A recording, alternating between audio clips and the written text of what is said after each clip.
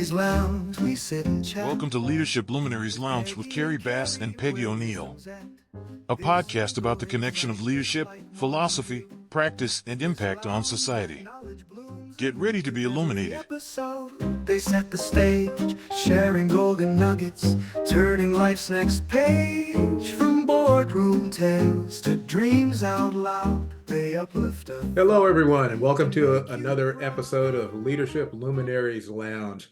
We're here to have a great chat with another guest about how we can apply the lessons of leadership that others have been putting to work successfully for them. And we have another special guest today. And so, Peggy, why don't you introduce our guest? Yeah, I'm really excited to introduce to all of us Evan Cholfin. He's a CEO and founder of Lux Hammer. Is that how you pronounce it, Evan? Lux Hammer, yeah. Lux Hammer. And he creates and produces unforgettable, that's just true, unforgettable film, TV, and branded entertainment that helps brands make powerful and lasting connections with their audiences, reaching over 1 billion people. He spent the last 2 decades developing, packaging, selling and producing film and TV, and has worked on beloved projects, including the Academy Award nominated films, The Irishman, The Girl with the Dragon Tattoo, and Moneyball, as well as the Emmy-winning series The Night of. An avid genre fan, some of his more recent projects include film and TV adaptations of Sega video games, where he partnered with top-tier filmmakers. As you can tell, Evan's in wonderful places doing wonderful things. In the branded world, Evan produced The Rise of Supermouth for oral health care company Supermouth, with a reach of over 1 billion unique visitors monthly across media. To Bellman for J.W. Marriott, which garnered nearly 250 million impressions globally, with $34 million earned media value. And overarching H2O, the Essentio water, which led to the brand becoming the fastest growing water company worldwide. His work with Mattel and Barbie, including Inspiring Women, featured female hero dolls such as Frida Kahlo and Amelia Earhart, and the brand saw a lift in sales year over year. Evan's creative direction on Japan Airlines' Peace on Earth led to the creation of the world's largest artwork that spanned across 19 cities and 6 continents. He's been featured in over 3,000 publications, including Variety, Deadline, The Hollywood Reporter, IGN, Yahoo Finance, and Adweek for his film, television, and branded entertainment work. So we are so thrilled to hear from you, Evan, today, and to be able to share with our audience some of your wisdom, knowledge, and creativity, I'm sure, today, about how to help us be better organizations, leaders, and people in the world. Fantastic. Evan, it is really great to have you here and with such an impressive resume. And I read a little bit about how you got started there, but would you share with our viewers, those that may look at this podcast, how in the world did you get started in this work? Well, first off, just want to say it's truly an honor to be here with both you, Kerry and Peggy. So thank you for having me on the show. And happy to tell you the story. I can start at 5 years old, if that sounds good to you. I believe that. Was making movies with my dad's video camera and my Legos and made some stop motion movies. And that's how I kind of fell in love and just continued making films through school, and always saw it as a hobby and not necessarily as a career path. And it was actually not until college. I had put on some benefit events in high school and college, and a benefit I put on my senior year that I got the host of the program was a screenwriter and actress. She saw the work I had done producing the event and asked if I wanted to help produce her next film. And so I was 22 years old, and what other opportunity was I going to get to produce a movie right out of school? And so I took it. And that's how I really got my start, my film school before film school. Fantastic. You know, was it I'm of that generation that I think of a lot of cliches, and as I was hearing that story, I was thinking about if you do what you love, you never have to go to work. And so that sounds like the epitome of that. Although it makes me a little bit nervous having you on our podcast. I can just feel judged all the time right now. Uh, but Not you at know, all. Not at but all.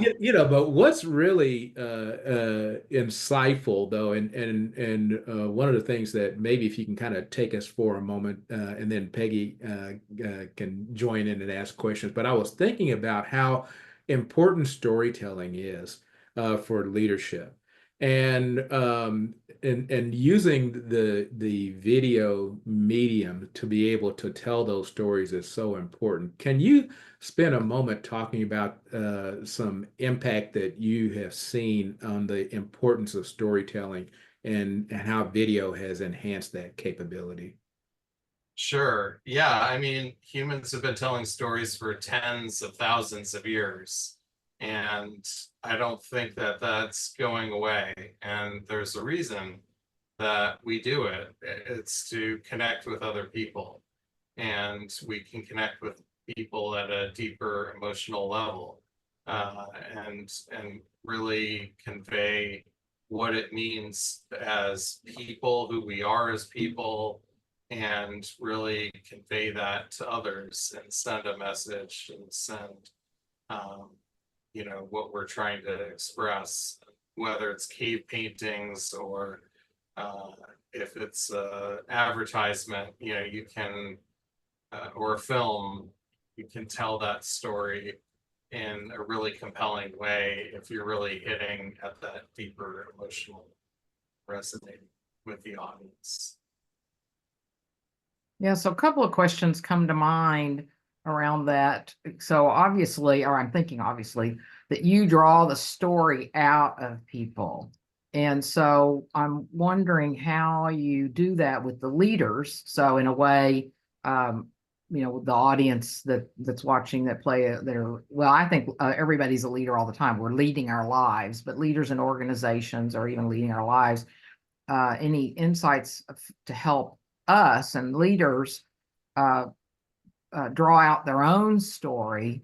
But then I'm also thinking, so the part two to this is that because I would think that it would be useful for leaders to draw out their staff's, so to speak, stories.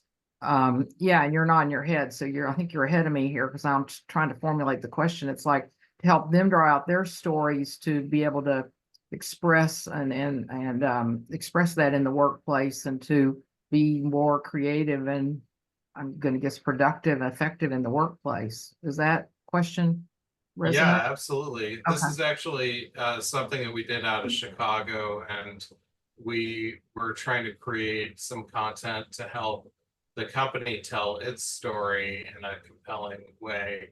And one of the things we realized very quickly that the CEO had, and the company had a really compelling story, but the CEO himself had a really compelling story. And I think when you can personalize it and you can really bring it back down to that human level, I think that that's where you can form that human connection.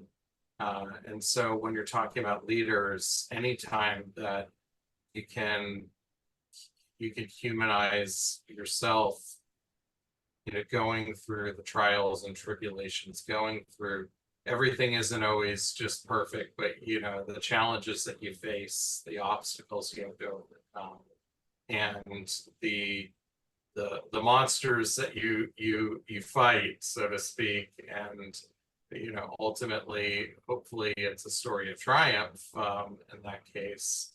But not every story is, and not every story is finished. And typically in a company, and or if you're a leader, any type of leader, your story really is never finished. And so you have to really think about where you are on your journey and how to tell that story to motivate people, to get people excited, to get people to take action. And when you're thinking about inviting other people to tell their stories, you're also allowing them to express who they are as people, and it being inclusive rather than exclusive, I think it's not just the buzzword, but it's so important in the broadest sense that being able to include people of all different backgrounds, being able to include people who have different stories, and being able to include people who may not have the same or differing points of view can really bring the best out of your group and out of your leadership. I think it's really important to encourage that in your leadership style. And how does that work? So how drawing out the stories, and then how does that, if you hear the different people's stories, then how do you use that as a leader? How do you do what you said to enhance the workforce and the workplace? By people telling their stories, they start feeling like they're more connected, or they start looking at how are they intertwined, or how have you seen that work the best? Yeah, there's many different ways to do it. There's focus groups, there's company wide evaluations, there are ways to create video content to especially from an HR perspective, to get people excited about the company, to tell the vision of the company, to enhance the vision by including the players and the people. These are all different ways that leaders can incorporate. Video is so powerful, and it's such a great way to allow people to tell their stories and capture it so that it can be replayed and they don't have to repeat themselves a bunch of times. Someone can hit play and you can showcase what you're about that way. Evan, one of the things that, as we're having this conversation, I'm thinking in terms of that one of the elements of the leader or elements of leadership is being the chief storyteller. But as you're probably well aware, not everybody can tell a compelling story, particularly in a particular environment. I've turned into more of an extemporaneous speaker is because I usually can't say the same thing twice in the same way. I really can't read a script. So, but so what do you recommend though for a leader to become an effective storyteller? Should they get coaching? Is there some secret sauce, so to speak, to become that charismatic leader that people will want to hear from and follow?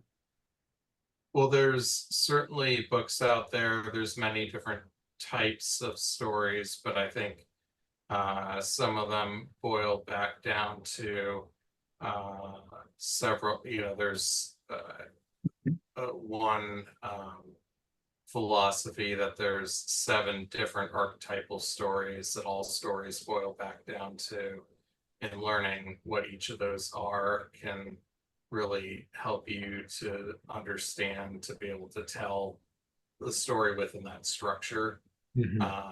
There's also the traditional 3-act structure. So you have your inciting incident and your rising action, the climax, and then ultimately your denouement, which is typically what every, for the most part, Hollywood film is made in that style. So there's a reason that they're made in that style. So we're used to watching that, and sometimes that structure is broken, or sometimes another structure's approach, but we're used to it. So learning that 3-act structure, there's so many different books on it and understanding it. There's a great one called The Power of Myth by Joseph Campbell. I think that is a really great primer. I could name probably 100 different ones that you could pick up, but anything about a 3-act structure or the structure of storytelling, it's a great place to start. So we've been having some conversations, and Peggy and I have a lot of different conversations, all of them around leadership, actually about a bunch of different things, but in this context, in leadership. And one of the conversations is the innate ability of a leader versus learned capability. And so as storyteller, can a person develop into the master storyteller as a leader? Or should they, if they're not got that storytelling knack, should they get a storyteller to be the voice, so to speak, of them? Well, first off, I think that certainly it can be learned.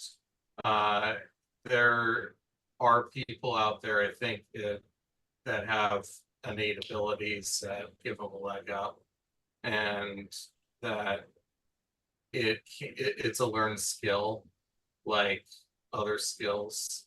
I think that it's really important, a really important skill to learn. So I would encourage people to learn it, to get a storyteller to work for you. I think that I would say, in the sense that it really just depends on your leadership style, ultimately. And then also, there's a way to create that shorthand where you can create content, for example, that allows you to tell your story multiple times without repeating yourself so many times, where you can tell your story 100 times, but then if you create video, you have it shown millions of times. It would take a long time to tell your story a million times. I was just thinking as you were giving that answer, you remember that commercial? I can't remember the brand, but it was about this alcoholic beverage and this guy, the most interesting man on earth. Remember? And Of course. I don't know who this person was that will actually run the company, but the image of the most interesting man on earth obviously is the storyteller for that brand. I remember who it was, but it must not have been that effective with me. I don't remember the brand, but but I just remember that, boy, that would be really cool to have the most interesting man on earth to be my spokesperson, So Yeah, that was Dos Equis. Yeah. That was a very popular character for a long time. I'm a big fan of that campaign. Having a spokesperson or having a spokes character is a clever way from a marketing perspective to connect with your audience, for sure. So kind of digging on that a little bit deeper, and then I'll let Peggy jump back in. As you can see, I'm kind of gabby, but what do you recommend? Is that a really a reasonable strategy for most leaders to go toward? Should they think of seriously about in terms of getting a spokesperson for most of their work, or should they again figure out how to hone their own skills and tell their own story? I think it depends on their goals, and it depends on the phase of where they are in their organization. what are their ultimate goals? What are they looking to achieve? And how quickly are they looking to achieve those goals? And also, oh, what it's going to take to get there. And there's so many different ways to approach that, whether that's having a spokesperson, whether that's having, you know, it's a celebrity or an influencer or a character that is created that, is just a really clever character that doesn't take more than imagination and some prop makeup and a great actor. Yeah. Yeah. Yeah, and shooting the right creative around it. Not to belittle any campaign that does that, because they are really genius. But they are all different ways to tackle, and it's also thinking about who your audience is ultimately. What's going to move them, what's going to entertain them, what's going to move the needle for whatever type of organization we have, whether it's a business, nonprofit, or any type of organization that you're running. Sometimes doing something that people wouldn't expect can actually move the needle in ways that can be very powerful. Mhm. So I think, and you're telling us a bit of your process, I think, but what I'd love to hear more about your process, and then because your campaigns are so creative and I mean, or some of the ones I'm sure they all are, but the ones that I've looked at. And so what's your process? And I don't know if you can explain your imagination, but I'd love to learn more about how if there are ways for us, or like me, for us to access our own creativity, or that sort of imagination where you come up with these wonderful ideas, or like you said, trying to decide, do we want a character or a spokesperson, or some other way. Can you describe that for us, and that we can have some insights about ourselves and just telling stories. Yeah, I'd like to give my top 10 tips on how to be more creative, which I'm always happy to share. Oh, good. But I am happy to give insight into my own process. Yeah. Maybe I can explain one of the projects that I worked on to give some insight that might help, if that sounds good. Yeah, oh, that sounds great. Yeah.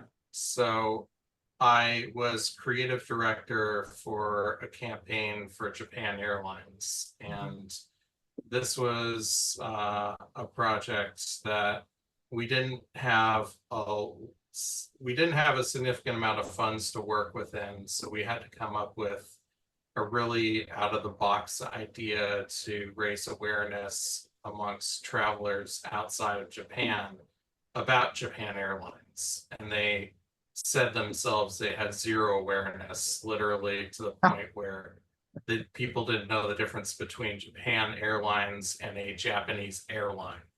And so we had to really think how we were going to do this. And I had this crazy idea to create the world's largest artwork using Japan Airlines flights and One World Partner flights. And I went through different paths to figure out, okay, well, how could I possibly achieve this? And I did a lot of research, and I actually came across this GPS artist named Yasan, who is Japanese, and he actually became the perfect brand ambassador.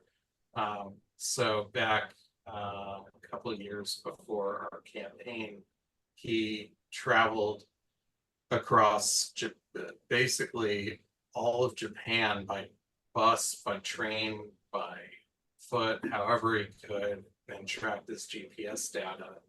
And he uploaded that to Google Maps and spelled out the words "marry me" across all of Japan. And that's how he proposed to his girlfriend at the time. Wow. So fortunately she said yes, and put a lot of people to shame in terms of their proposals. Actually set a Guinness World Record for largest GPS drawing, which was pretty incredible. Yeah. And so we got the opportunity, we gave him the opportunity to travel basically to break his world record 14 times over, this time around the world, across 6 continents, stopping 34 stops worldwide. And in each stop, he would meet people who would push the button on his phone to activate the next leg of his journey, track the GPS on his flights. And so he did that, and he traveled, we documented the whole thing. And when he got back, he showed it to his now very adorable young family. He had 2 kids, his wife, and he uploaded that data to Google Earth, and it spelled out the word peace. So the campaign's Peace on Earth, Beautiful. which was a campaign that you could follow along on social media and follow his journey, and also share as a holiday card during the holiday season. So that was a campaign that I was very proud to be a part of, but kind of shows a little bit of my creative process in terms of, going from, okay, well, what is the problem? What is the solution potentially to solve that problem for the brand base? And so sitting how are with we that gonna pull it question off? is how that just came to you, that idea came to you out of sitting with that question?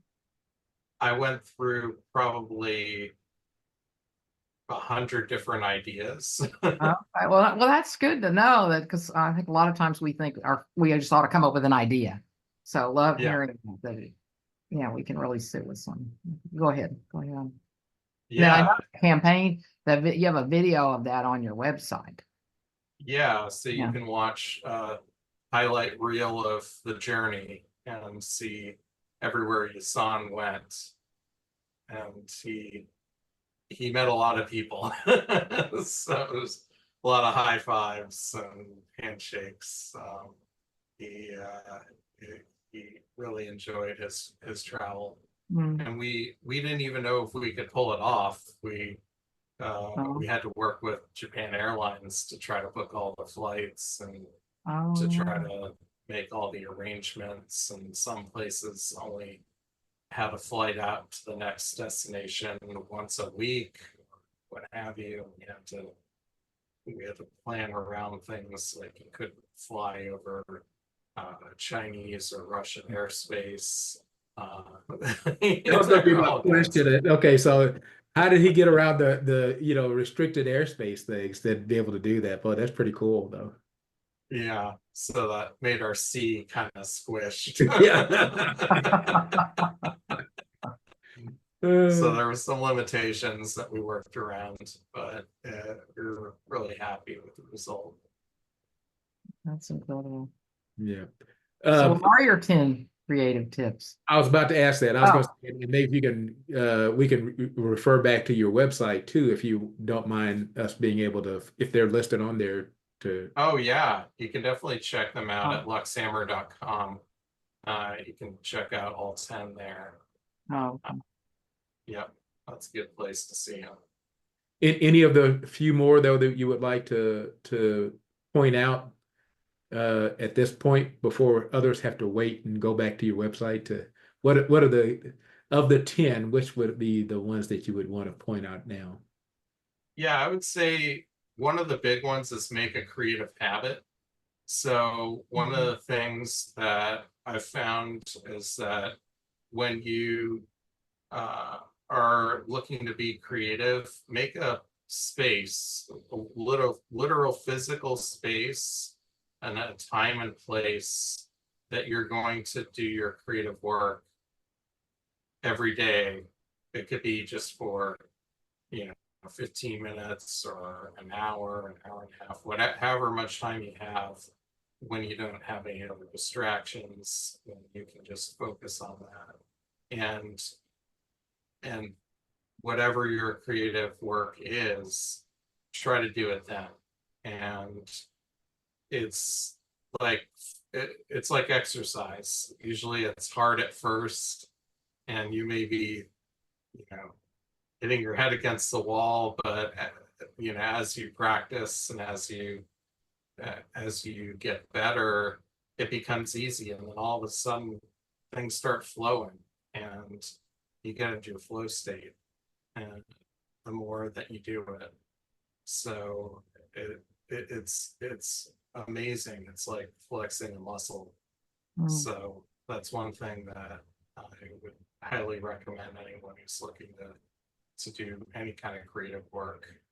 And that can be work on the job, or it could be work at home, whatever it may be.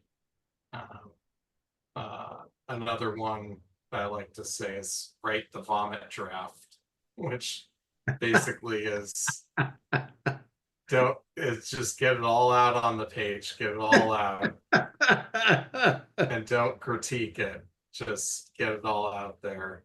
The critiquing it's for the second draft. You gotta let your creative mind work first. So that's one I think is really important. Those are some great images, though. I could just say, just spill it out, boy. Ugly and all, right? Yeah. Exactly. Well, we are having a really, really great conversation with Evan on creative content and being a storyteller in your leadership journey. So we're going to take a break and then come back in part 2 of our conversation with him. But as you're leaving now, I wanted to let you think about too, and I get the chance to say my favorite part of it is as you are being your storyteller, let your light shine. We'll be back for part 2.